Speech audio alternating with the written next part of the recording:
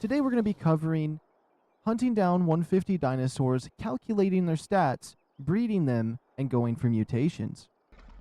Alright, now we're going to be moving on to step 1. We're going to be hunting down a wild 150 dinosaur and calculating its stats. Now if it's a passive tame, knock it out before taming it so you can calculate the stats.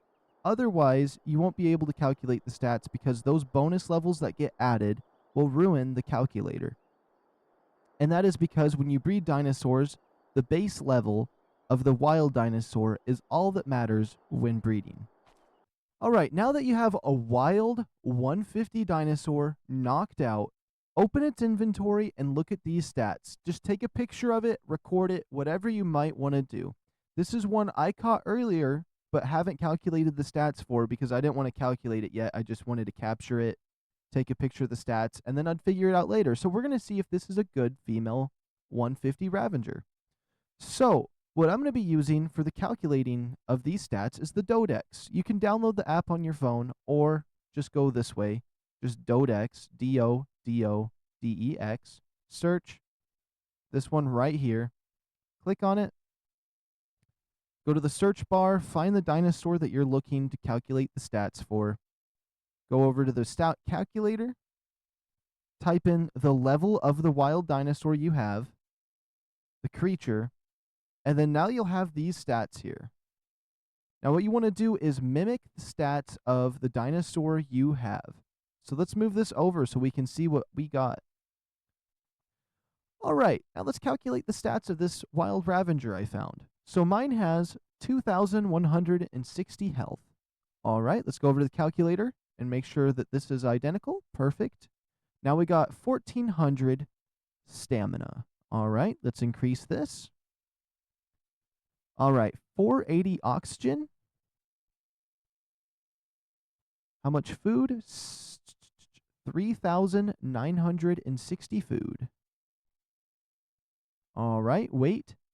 780. Melee damage? 196. Alright, now we have the stats calculated. Alright, now that it's calculated, we can check the points. We have 22 points into health, 30 points into stamina, 22 into oxygen, 23 into food, 28 into weight, and 24 into melee damage. So, this Ravager has high stamina and high carry weight. Nothing too special, really just a dud Ravager. I'm probably not going to use this one for breeding unless I wanted to put some points into stamina. Alright, now if you want to calculate the stats to like a wyvern or a rock drake, you can just hatch the egg and calculate the stats before imprinting it. But if you have an egg incubator, it'll automatically calculate the stats for you and of any eggs that you have when you're breeding babies. So let's take a look at that. So here's my egg incubator. You just go up to the egg. You'll notice it shows some numbers and some symbols. The first one says 29, so it has 29 points into health, 38 points into carry weight, 37 points into oxygen, 34 into stamina, 34 in damage, and 28 into food. Now if I hatch this egg, those are the base stats I can use when breeding with other featherlights. And it's a good way to automatically have your stuff calculated. You can also do this for dinosaurs that don't lay eggs with the gene scanner and the embryo incubator, which is for Bob's bundle. Alright, here we go. The embryo incubator and the gene scanner. The gene scanner will pull the babies out of the stomach. You can put the babies in the embryo incubator, and it will basically do the same thing as you do with these eggs, but for like Ravagers and anything that doesn't lay an egg. Alright, now that you know how to hunt down some dinosaurs and calculate their stats, here's some things to know while hunting for stats. Number 1 is, if you're wanting high health, you don't need the female and male to have high health. That's redundant. The reasoning for that is, say you have a male that has 30 health, and you have a female that has 30 health. The baby will have a 100% chance of always having 30 health. Now say you have a male that has 5 health, and a female that has 30. It's a 50-50 chance on if you get the male stats or the female stats.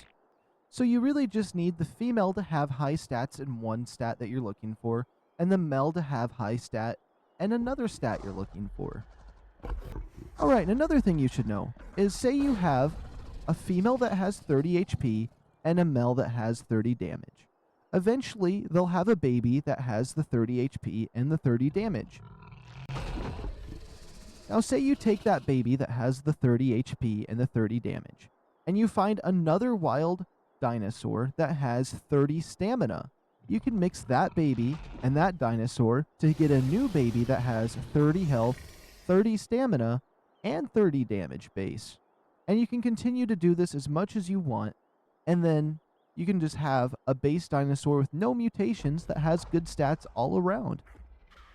Okay, one final thing to take note of, and this is a little bit odd, but I feel like it's something I should explain, and that would be breeding in a level 5 to your high level dinosaur. And this is completely optional, but I'd just like to show the reason and purpose for that. So say we got our rock drake egg right here that's level 182, because it has 36 health, 34 stamina, 40 damage, 27 carry weight, 22 oxygen, and 22 food. Now, say I just want to make the oxygen and food 0, or lower anyways. What you would want to do is breed this egg with a level 5. As you can see, this level 5 has 0 oxygen and 2 food. And when we breed these two, we could still get a 182 rock drake if we bred this level 5 with this one, as long as it mimics all of the stats of this one. Now, say we got the 0 oxygen and the 2 food off of this level 5, and it had all of the other stats, right? So, 0 oxygen and 2 food, that would be 42 levels down. And so, it would make this a 140 rock drake egg that has 40 damage and 36 health base, which would be absolutely insane to have a low level dinosaur that's an absolute beast.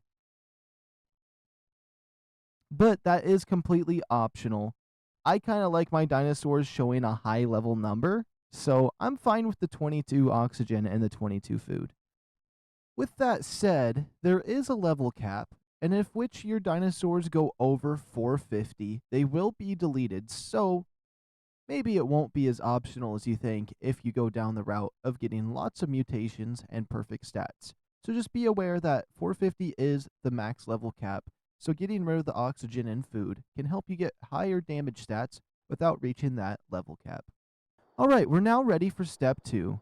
You have a 150 male and a 150 female that have the stats you're looking for, and now you're ready to breed. For this example, I'm going to be using rock drakes. Their max level is different than other dinosaurs, at 185. But don't let that distract you.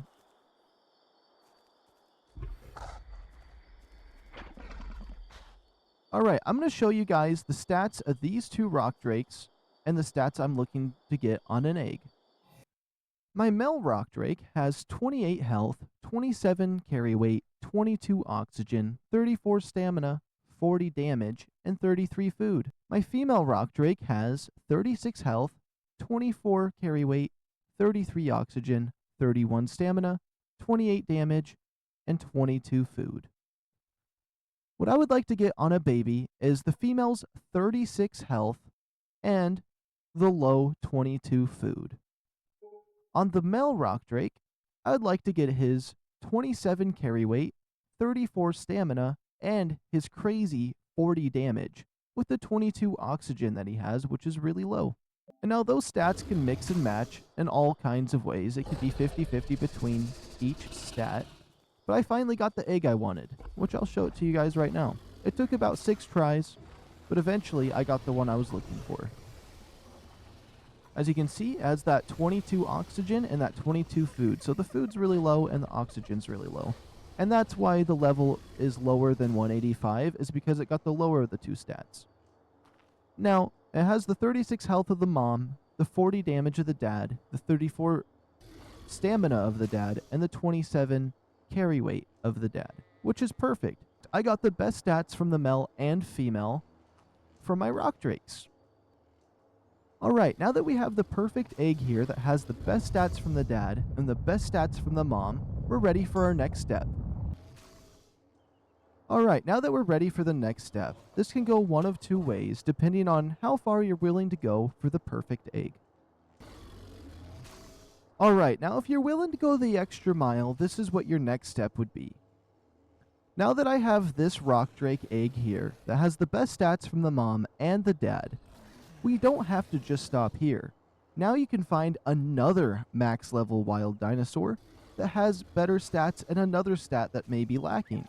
So say I go ahead and find another 185 rock drake egg that has 40 stamina.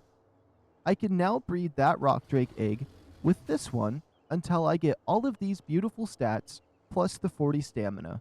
And you can repeat that process until you get 40 health, 40 carry weight, 40 stamina, and the 40 damage that we started with. Alright, let's say you went down the rabbit hole of getting 40 health, 40 stamina, 40 carry weight, and 40 damage. There is still one more step you could do to optimize your egg. Now, I don't have that egg, so let's just use my level 182 here as the example level. The next step you would want to do is take a level 5 egg, and now this is completely optional, just if you would like to optimize the level. You see how it has 0 oxygen and 2 food. That's what we're looking for. So if I bred that level 5 with my egg, I would want to get an egg that has 36 health, 34 stamina, 27 carry weight, 40 damage, 0 oxygen, and 2 food. Now, all that would do is, with the decrease in oxygen and food, so I'd be losing 22 oxygen, and I'd be losing 20 food. That's 42 levels. So that would make my egg a 140 egg, but it would have the sexy health and sexy damage at level 140. So now you'd have a low level egg, but it still has insane stats. And that's just because you optimized it with the breeding. Alright, now that you know how to hunt for the perfect stats and optimize your egg, we're almost ready to hunt down mutations. But there's one step we have to do first. Alright, now that we have the perfect optimized egg, what we're going to want to do now is make sure that we have both a male and a female version of this egg. And what that would look like is I'd have a 182 female rock drake and a 182 male rock drake with the same exact stats. For example, the male and female would both have 36 points in health, 34 points in stamina, 40 damage, and 27 carry weight. In my case, I never got that male just yet. I'm still hunting for that one, so we're going to switch over to my Megalosauruses to show as my next example. As you can see, my female Megalosaurus egg here has 37 health and 34 stamina, 37 carry weight, and 41 damage. It's a bit more optimized than the other egg. Now I have a male version that has the same stats. 37 health, 34 stamina, 37 carry weight, 41 damage. Now, these two right here, once you have a male and a female of the exact same stats and the exact same level, these will be your breeding pair. And you will breed these two together until you get a mutation. Alright, now that we have our perfect female and our perfect male, after all of that optimization, we're ready to start breeding them and looking for mutations. Now there's a few things you should know before looking for mutations. There is a maximum to the mutations you can get. You can get 20 from the female's line and 20 from the male's line. Once one of these sides reaches 20 out of 20, it will cut your ability to obtain mutations in half. Once both sides say 20-20, you will no longer be able to mutate. So what you want to do to avoid getting 20 on both sides of these is really simple. You just breed your mutated dinosaur with a non-mutated one, and it will stack all of the mutations on one side.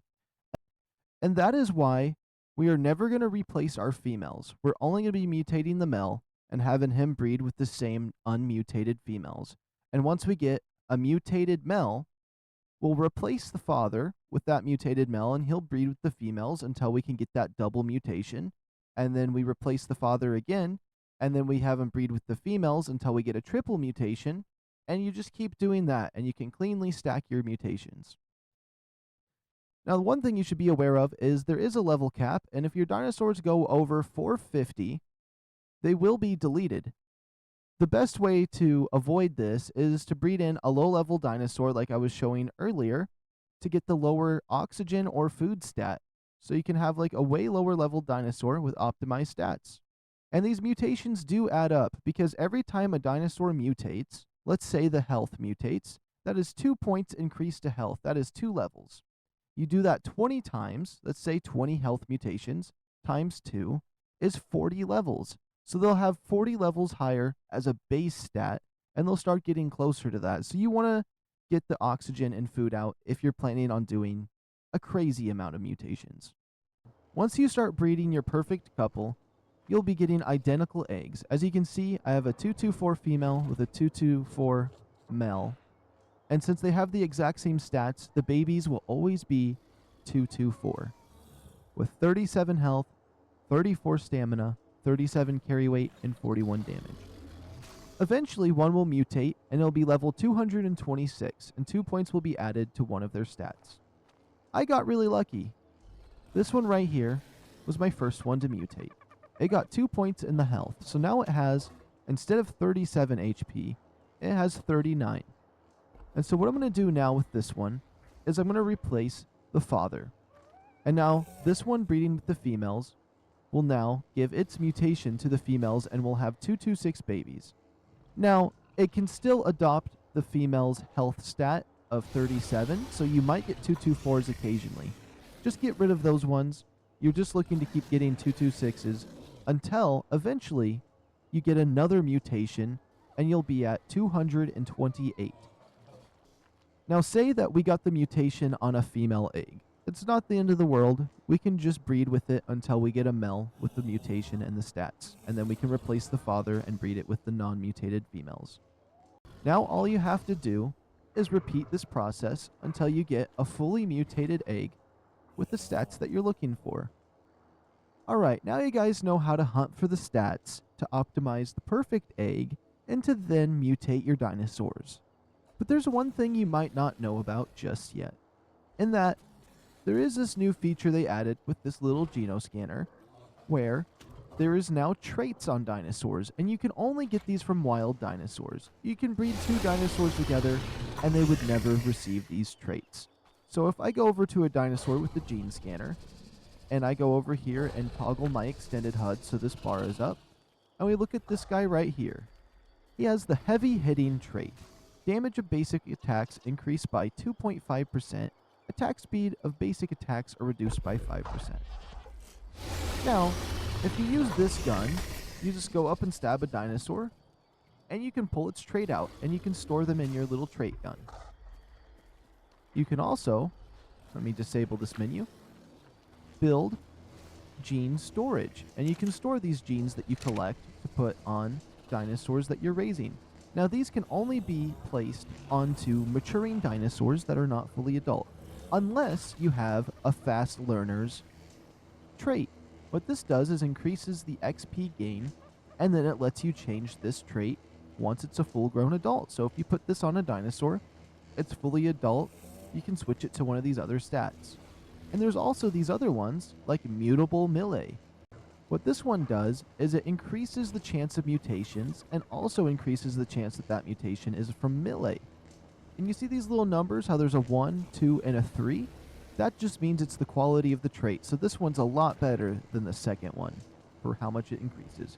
Now there's plenty of these traits, and you can put 5 onto a dinosaur that is growing, and they all can change. And you can only find them on wild dinosaurs that you've tamed. I've tried to just kill a wild dinosaur and pull it right off, but it did not work. And each one is species specific. So if I was to pull the trait off of this one, and it is warm, it would only go to other shinehorns. And so you'd have to breed a bunch of, or what I meant to say is you would have to go and tame a lot of megalosauruses. It doesn't matter if they're level 5 or 10, the traits are going to be good or bad. But you can check what their traits are before taming them if you're using this gun. Also, a little fun fact about this weapon. If you hold square if you're playing on PlayStation, don't know what the buttons are on other things, you can open up this menu. And you can also open this menu up to scan for certain creatures in your area of a certain level. So if I click on bulb dog, it will now scan for bulb dogs, and if I look this way, it says there is a wild bulb dog this direction. Since I have a huge thing over here, it might just be in my backyard. There has to be just a wild bulb dog over here. No way it's anywhere crazy. Red, red, red, green. Oh, you know what? There might be a bulb dog up there. Anyways, the trait thing is still something new for me. I'm still going around trying to figure out what has what for traits. I've been collecting lots of rock drake ones. As you can see, this one has level 2 aggressive. Whenever this creature deals damage to non-allied targets, it gains 3% movement speed buff for 5 seconds, refreshing subsequent hits. Now, there was a few mutations or a few traits my Megalosaurus has got that I'm really curious to use. There's one that's vampiric that makes it so when you hit something, it heals you for a portion of that damage. I wanted to combo that with this ability that makes it so they do more damage the lower their health is. Also, I want to combo it with the one this one has where it does more damage, but it attacks slower. And there is one more that increases its damage, but I forgot what one that is. If I stack all of these together, I guarantee they'd be able to heal themselves quite well. The only problem is if I want to tame like 50 of these guys up for the boss fight, I have to find 50 individual vampirics to add to them. But that's just an extra thing outside of mutations and stats. That's just a small little buff that can help. It's still something I'm currently learning myself because I haven't really seen the Bob Bundle stuff before. So it's really nice to kind of figure out and learn that. Anyways, that's going to be all for today. I hope you guys enjoyed this tutorial. I don't usually make videos like this very often. So if you enjoyed this or would like to see me make another tutorial video, please leave a like and comment down below what you'd like to see me make next. I hope you guys enjoyed and I hope this helps. If you have any questions, just comment down below and let me know. Adios, amigos.